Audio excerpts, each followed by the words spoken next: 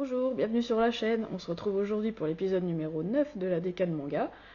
Comme d'habitude, achat, lecture manga récente, c'est parti. Bon, en fait, la partie achat, ça va aller très vite parce que j'ai rien à vous montrer cette fois-ci. Mais je vous renvoie à ma dernière vidéo sur la chaîne où j'avais fait une grosse commande de manga chez Momi. J'avais reçu plein de trucs, une douzaine de tomes. Et j'avais fait une vidéo exprès unboxing, donc je vous renvoie plutôt à celle-là, si vous voulez voir ce que j'ai acheté récemment. Et puis sinon, niveau lecture, par contre j'ai 2-3 trucs à vous présenter quand même, sinon cette vidéo n'aurait aucun intérêt, on est d'accord. On va commencer par le tome 2 de My Happy Marriage. Je vous avais dit grand bien du premier, j'avais adoré. Donc bah voilà, suite logique. Déjà déjà la couverture quoi. Je vais vous montrer quand même 2-3 planches parce que vraiment c'est un des points forts du manga.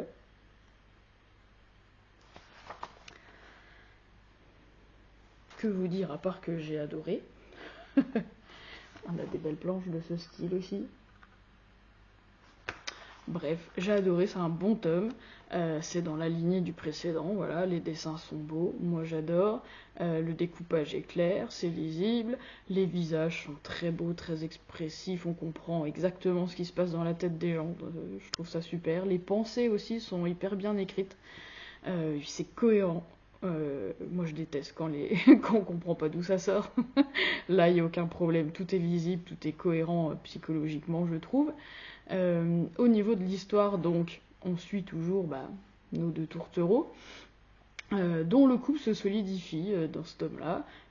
Mio s'assume un peu plus. On vous rappelle que au tout début du premier tome, elle revient de loin. Elle revient de loin, la demoiselle. Donc au niveau couple, ça évolue gentiment. Et par contre, au niveau de l'intrigue, au niveau des combines entre leurs familles, ça se resserre un petit peu, voilà. Il y a un peu de manipulation, ça conspire un petit peu, chacun de leur côté. Moi, je trouve ça super.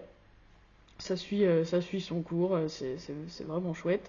Et c'est une série que je vais continuer de suivre de très près. Et peut-être pas me jeter dès la sortie, mais enfin, hein, pas loin, parce que ça a vraiment piqué mon intérêt à tout point de vue. Voilà, dessin, scénario. euh, Moi, je suis conquise. Je vous le conseille très fort. Et puis, donc, comme je vous disais, je vais suivre de très près la suite. Dans les suites, j'ai lu aussi Professional Desire, le tome 3. Je peux pas vous montrer de planche parce que Rin est seins nus la plupart du tome. Autant le tome 2, c'était un peu plus psychologique et comment dire, moins explicite. Autant là, le tome 3, il se passe plein de choses au lit. Bon, je vais pas vous spoiler pour ceux qui n'ont pas lu.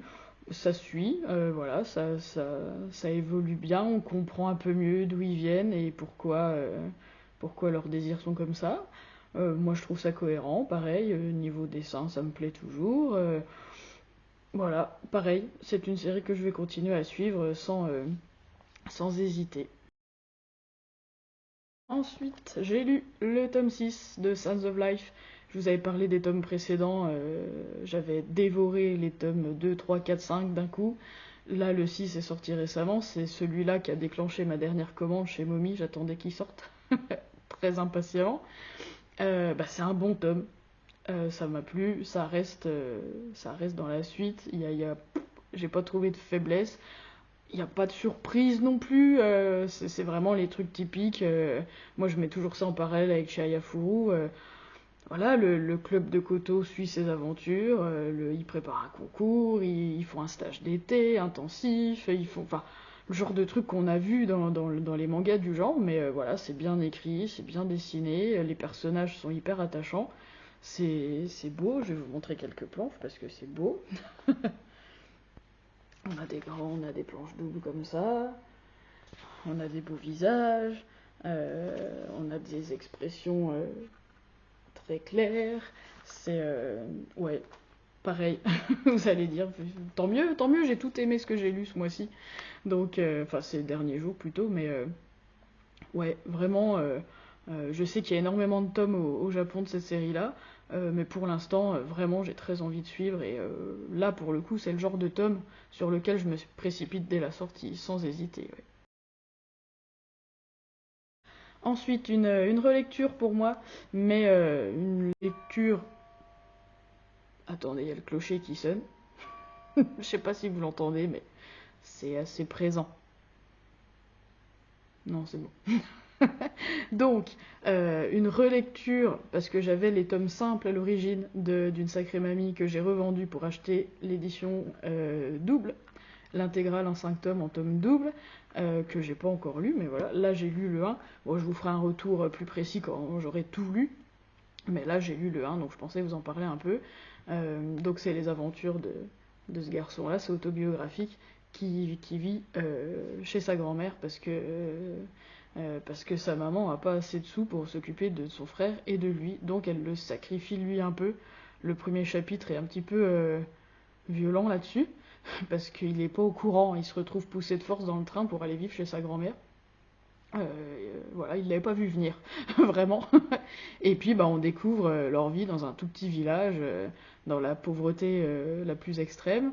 Là c'est leur astuce, on les voit avec des légumes qu'ils ramassent dans la rivière, parce qu'il y a un maraîcher en amont de la rivière qui balance ses fruits et ses légumes pas beaux, et bah eux c'est un peu leur frigo.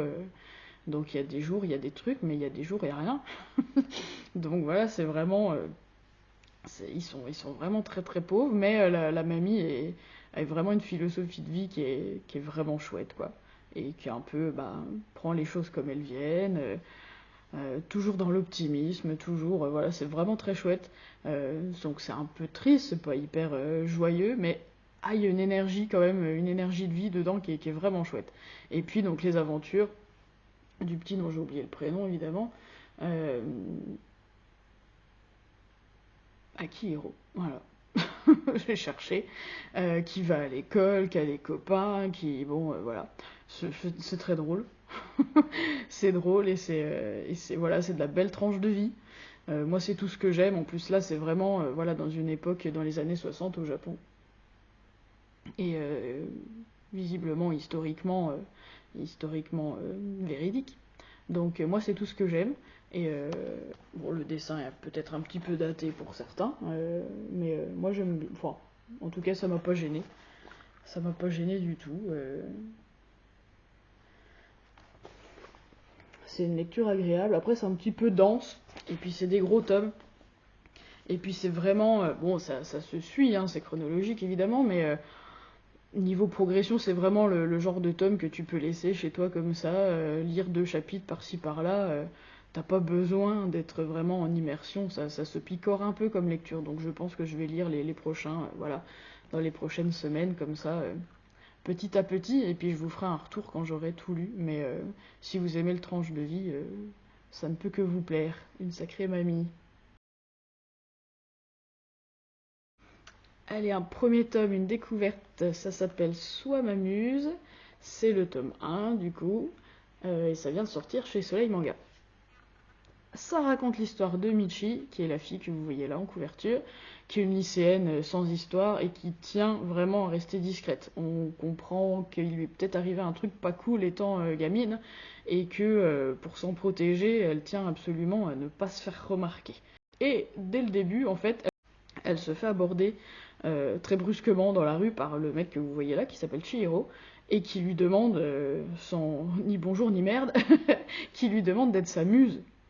Donc elle se demande un peu ce qui lui arrive, elle fuit et tout. Bon, mais évidemment, ils sont dans le même lycée, évidemment. Et elle comprend, en fait, petit à petit, qu'il est apprenti styliste et qu'il veut d'elle comme mannequin, en fait. Et du coup, comme il la, je sais pas, il la flatte en fait en la regardant, il lui fait comprendre qu'elle a un corps sublime et qu'il veut lui consacrer ses créations de mode. Donc elle se laisse un petit peu prendre au jeu entre la gêne et le plaisir de se sentir appréciée par quelqu'un. Donc il la prend un peu il la prend un peu au piège entre guillemets parce qu'il lui demande pas trop son avis et il crée un club de stylisme dans leur lycée et il l'inscrit un peu de force quoi. Mais bon, elle se débat pas beaucoup. Hein. Et donc après, on va les suivre dans leurs premières aventures un peu de mode, un shooting dans un parc, un défilé, un concours, ce genre de trucs. Et puis, évidemment, ils vont nourrir des sentiments l'un pour l'autre petit à petit. Je dis petit à petit, et en même temps, c'est le reproche que je ferai un peu à ce tome-là, j'ai trouvé que ça allait quand même assez vite. J'ai lu ça en, je sais pas, un quart d'heure, 20 minutes. Après, c'est quand même logique, il n'y a pas de... Et j'ai quand même envie de le voir à la suite, du coup. Mais, ouais, j'ai trouvé que ça allait un peu vite. J'ai trouvé que, voilà, au niveau des scènes, elles étaient très courtes, vraiment juste quelques pages. Et au niveau des dialogues, ça crée parfois un peu de confusion. Euh, Il y a des endroits où je me suis quand même demandé qui parlait, en fait. Il y avait une bulle, mais avec un dessin derrière qui n'était pas le visage de la personne qui parlait, et de trois doutes. De trois doutes comme ça, de me dire, mais qui parle, quoi. Quand ils sont que deux, ça va. Mais quand il y a des scènes dans le lycée avec un peu les copains autour qui parlent, ouais, il y a quelques petits moments un peu confus au point de vue de la lecture, des bulles, par moment, quoi. Bon, rien de dramatique, hein, mais bon, tout petit peu dérangeant quand même. Sinon, au niveau des dessins, moi j'ai beaucoup aimé. Bon, c'est un petit peu typique shoujo, avec des grands yeux qui brillent. Mais voilà, un beau découpage. Je trouve que les planches sont pleines, il n'y a pas de vide comme parfois il peut y avoir. Il y a quand même, soit il y a du décor, soit il y a des trames, en tout cas, pas beaucoup de blanc. Au niveau des expressions, voilà, c'est hyper clair. Non, non, non, vraiment, vraiment, j'ai bien aimé. J'ai bien aimé, ça a piqué un peu ma curiosité. Je pense que je vais acheter la suite. Voilà, au détail près que j'ai trouvé que ça allait un petit peu vite. Je pense qu'on aimerait un peu plus de contemplation. Ça, c'est peut-être mon côté, j'aime les mangas calmes, comme ça, tranche de vie. Peut-être que vous trouverez pas ça, mais moi, j'ai trouvé que ça allait un petit peu vite. Mais voilà, le reste, j'ai bien aimé. Les personnages sont très beaux. Euh, ouais. Bah ouais. En fait, j'achèterai la suite, voilà, c'est tout. Et je vous le conseille potentiellement si vous aimez le shoujo, je pense que ça peut vous plaire. On finit avec un coup de cœur. Un vrai coup de cœur, ça faisait très longtemps que j'avais pas kiffé un manga comme ça, pourtant j'ai lu plein de trucs vraiment chouettes ces derniers mois, mais là, gros coup de cœur. Vraiment. Je vous présente Hirayasumi, c'est le tome 1, le 2 est sorti aujourd'hui même, alors que je filme, et j'ai très envie de le commander tout de suite. Bref. Donc Hirayasumi, le tome 1, c'est chez le Lézard Noir. Du coup, c'est un petit peu plus grand format. Et ça raconte l'histoire donc des deux personnages que vous voyez là. Contrairement à ce qu'on pourrait croire, parce que là, on regarde la couverture, on a l'impression que pardon, lui, il a 13 ans et demi et elle 9. En vrai, elle en a 18 à peu près, enfin elle rentre en fac, et puis lui, il en a presque 30. Donc voilà, le Kara design est quand même très enfantin. Euh, Moi, ça m'a pas gêné du tout. J'ai trouvé ça au contraire hyper mignon. Bon, à l'intérieur, et c'est un peu plus réaliste quand même au niveau des âges.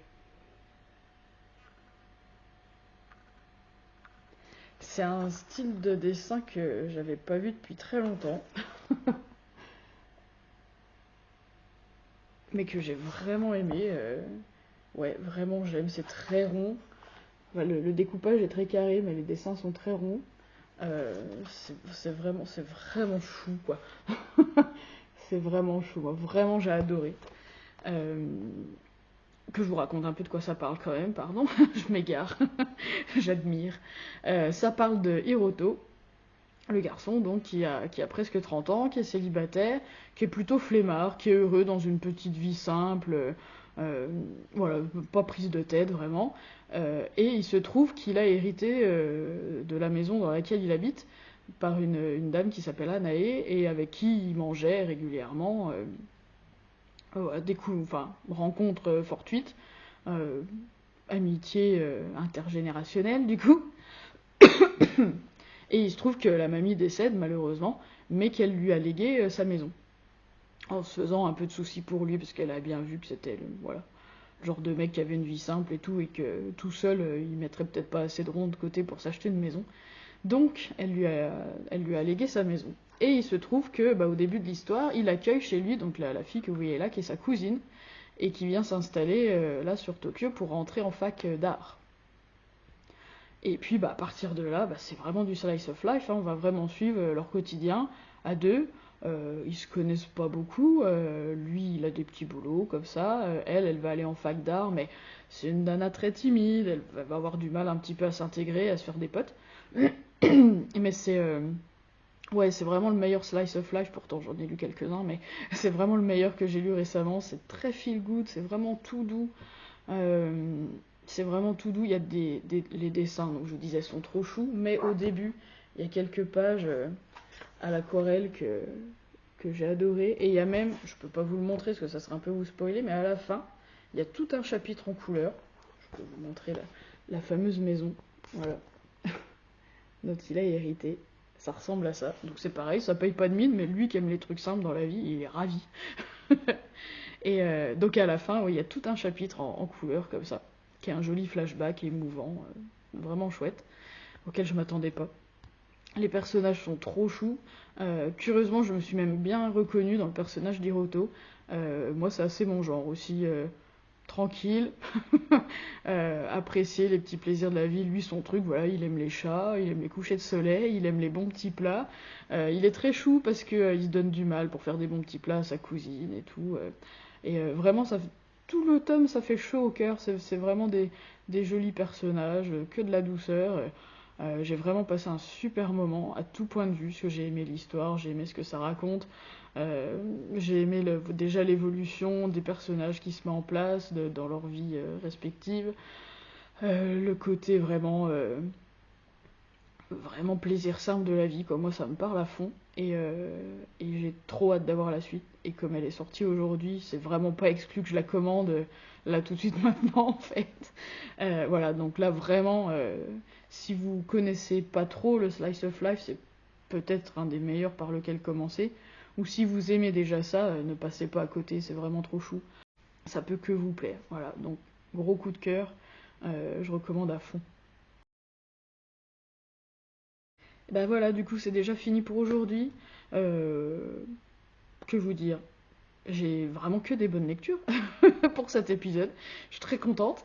N'hésitez pas à me dire justement vos dernières découvertes du moment, votre dernier coup de cœur. Ça m'intéresse vachement de découvrir des nouvelles séries, on sait jamais. Et puis on se dit à dans 10 jours pour la prochaine décade manga. À bientôt.